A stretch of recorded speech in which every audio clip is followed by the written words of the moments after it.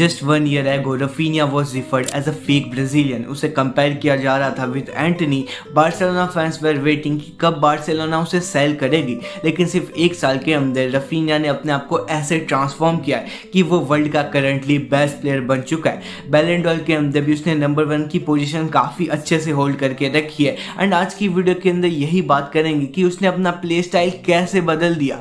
How a bad player has turned into the best player in the world right now.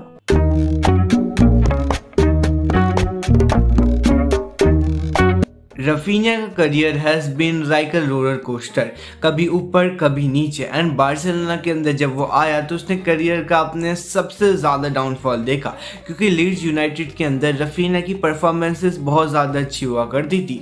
Premiere league के अंदर उसे खेलने का मौका मिला था. वो अपने क्लब को काफ़ी अच्छे से लीड करता था. वो कोचेस के अंदर काफ़ी अच्छे से खेल पा रहा था. उधर के उसे टैक्टिक्स भी ज़्यादा समझ आते थे. एंड वो काइंड ऑफ अ ब्राज़ील से ज़्यादा इंग्लिश प्लेयर बनता हुआ दिख रहा था, क्योंकि जिस तरह से वो खेलता था टैक्टिकली वो कोई इंग्लिश प्लेयर की तरह खेलता था. लेकिन उसके बाद उसका ट्रांसफर होता है टू बार्सिलोना. अब बार्सिलोना के अंदर उसे काफ़ी बड़े लेवल पे मौका मिल रहा था. वैसे वो प्रीमियर लीग के अंदर तो खेल रहा था, लेकिन वो लीड्स यूनाइटेड के अंदर खेल रहा था, जो कि प्रीमियर लीग के हमेशा रेलीगेटेड जोन के अंदर ही रहते थे. लेकिन बार्सिलोना जो हमेशा ला लीगा के लिए फाइट करता रहता है, अब वो उस क्लब के अंदर आया था. लेकिन रफीनिया ने जब बार्सिलोना को ज्वाइन किया, बार्सिलोना की सिचुएशन काफ़ी ज़्यादा खराब चल रही थी. उसी टाइम के अंदर मेसी ने भी बार्सिलोना को छोड़ा. बार्सिलोना के पास काफ़ी ज़्यादा फाइनेंशियल प्रॉब्लम्स भी आ गई. एंड रफीनिया खुद की जगह ढूंढ ही नहीं पा रहा था इस टीम के अंदर.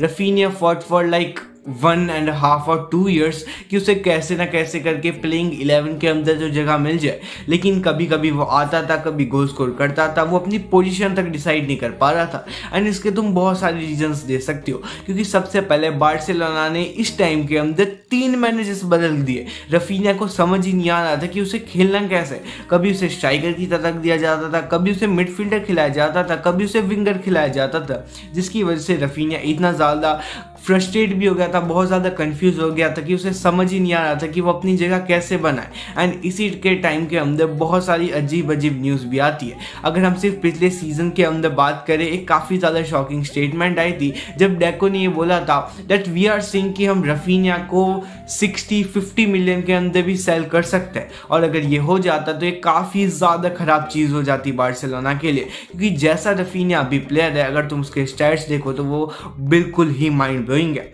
अब रफीनिया को बहुत ज़्यादा अच्छा एक्सपोजर मिल नहीं रहा था टिल हांसी फ्लिक आता है. Hansi Flick as a manager बहुत ज़्यादा अच्छा बार्सिलोना को प्रोग्रेस करवा ही रहा है.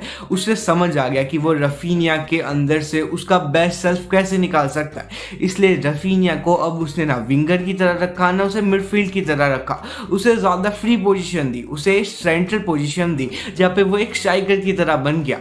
Now he could have taken advantage of rebounds. उसके पास सेकंड चांसेस थे और उसे थोड़ा ज़्यादा फ्री स्पेस मिल गया.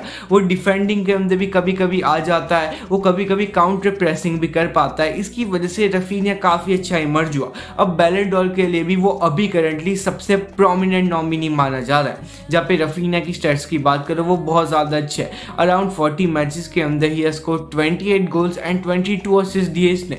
मतलब माइंड ब्लोइंग. अगर उसकी बात करो, उसने कुछ रिकॉर्ड्स भी बीट किए. तो मैं मेसी 2011-12 का तो याद ही है, उसने कितनी अच्छी परफॉर्मेंस दिखाई थी. लेकिन रफीनिया ने यूसीएल के अंदर उसके गोल असिस्ट को ऑलरेडी मैच कर लिया है. और आगे वाले मैचेस के अंदर जैसे बार्सिलोना खेलेगी, हो सकता है वो मेसी के रिकॉर्ड को बीट कर दे ऑफ यूसीएल. तो रफीनिया का जो लेवल वो पहुंच चुका है, वो लिटरली ग्रेटेस्ट प्लेयर से compete कर रहा है करंटली. मतलब सिर्फ इंडिविजुअल स्टैट्स की बात करो, उस लेवल पे तो नहीं पहुंचा है, लेकिन रफीनिया की performances has been so good. मतलब रफीनिया की अगर अभी तुम बात करोगे, वो वर्ल्ड के one of the best players में से अभी से ही बनने के लिस्ट में आ चुका है.